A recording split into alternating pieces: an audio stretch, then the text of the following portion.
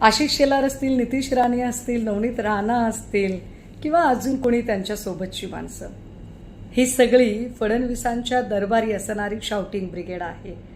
आणि या सगळ्या शाउटिंग ब्रिगेडला अधूनमधून आपण कसे आलमपणाचे अत्यंत इमानी इतबारी काम करणारे भाट आहोत हे दाखवण्याची गरज पडते.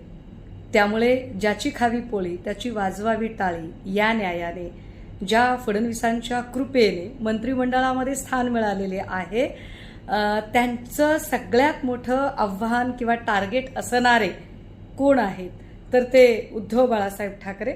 मग त्यांच्यावर टीका आपण केली पाहिजे, त्याच्याशिवाय आपल्याला काही स्थान मिळणार नाही असं जेव्हा जेव्हा वाटायला लागतं तेव्हा तेव्हा शेलार, राणे, राणा ही सगळी नॉयझी गँग हल्लकल्लोळ माजवायला लागते.